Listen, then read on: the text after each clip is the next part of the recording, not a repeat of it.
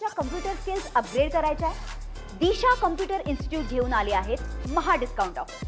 आता कोणताही कोर्स करा फक्त 1800 रुपयांमध्ये।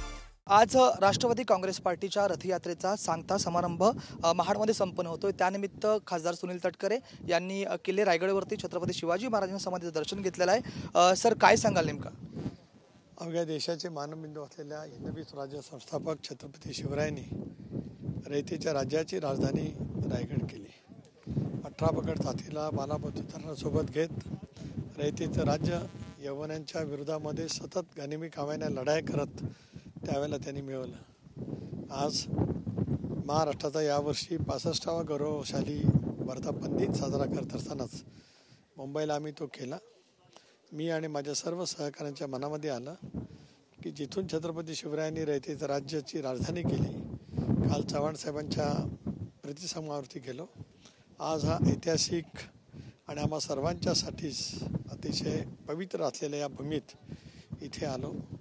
इथली माती मस्तकी लावावी आणि विचार मनामध्ये घ्यावेत इतकं हे पवित्र ही भूमी आहे।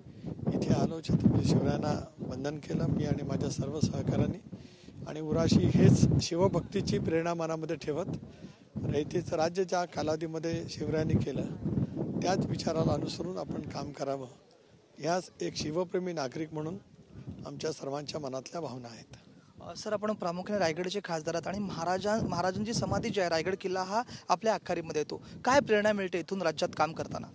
इथे आल्याच्यानंतर सर्वव्यापी प्रेरणा आहे। इथे ज्या वेळेला रायगडावरती आपण येतो किंवा पाचाडच्या परिसरामध्ये येतो, माँ जिजाऊंच्या समाधीला ज्या समोर ज्याला नतमस्तक होतो, त्यावेळेला तिथपासून जी एक मनामध्ये एक वेगळी शिवभक्तीची प्रेरणा निर्माण होत असते।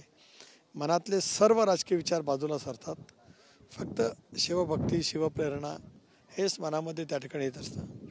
ती प्रेरणा आणि ती शिवभक्ती एकदा या परिसरातून ती उर्मी घेऊन गेल्याच्या नंतर आपापच बाकी काय गोष्टी सुचतात। आपण आता सर किल्ले रायगडवरती आहात, रायगडच्या विकासाकडे आपण कसं बघणार आहात? प्रामुख्याने विकास अद्यापपर्यंत रखडलेला आहे।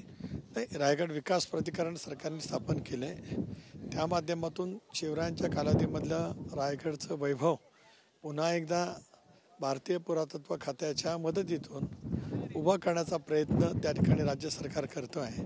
आणि आपण पाहिलं तर काही बाबी उत्खननाच्या नंतर आपल्याला त्या ठिकाणी अलीकडच्या कालावधीमध्ये सापडलेला पाहायला मिळू शकतील। आम्हाला सर्वांनाच विश्वास आहे की पुढच्या कालावधीमध्ये हे गतवैभव त्या कालावधीमध्ये हिरोजी इंदुलकरांनी रायगडचा किल्ला उभा करत असताना जे केलं होतं तेच पुन्हा निर्माण करण्यामध्ये राज्य सरकार यशस्वी होईल। युनेस्कोकडे आम्ही सर्वजण मागणी करतो आहोत। मी लोकसभेमध्ये गेल्याची तर मागणी केली पंतप्रधानांकडे की जागतिक हेरिटेज वारसामध्ये रायगड किल्ल्याचा समावेश व्हावा, म्हणजे जगभरातील सुद्धा पर्यटक इतिहासप्रेमी पर्यटक, अनेक वेळेला अलेक्झांडर के नेपोलियन शूर योद्धा म्हणून म्हटलं जातं, पण त्यांच्याकडे सगळी सामग्री होती। छत्रपती शिवरायांच्याकडे त्या तुलनेत काही नव्हतं, पण छत्रपतींनी उभं केलेलं हे रयतेचं राज्य काय असावं, कसं होतं, हे जगाच्या पाठीवरच्या इतिहासप्रेमी नागरिकांना मिळावं म्हणून हा हेरिटेज युनेस्कोच्या हेरिटेज यादीमध्ये यावं असा आमच्या सर्वांचाच प्रयत्न त्या ठिकाणी आहे। विश्वास आहे की नजीकच्या कालावधीमध्ये हे यश आम्हाला मिळेल आणि जगभरातले इतिहासप्रेमी पर्यटक इथे येतील, अचंबाने सीमित होतील, स्तब्ध होतील, कारण हे त्यांना इतर ठिकाणी कुठे पाहायला मिळू शकणार नाही। धन्यवाद सर। हे होते खासदार सुनीलजी तटकरे। व्हिडिओ जर्नलिस्ट योगेश सावंतसह राज वैष्णव पायन, TV9 मराठी, रायगड। मला तुमच्या कम्प्युटर स्किल्स अपग्रेड करायच्या आहे? दिशा कम्प्युटर इन्स्टिट्यूट घेऊन आले आहेत महा डिस्काउंट ऑफर।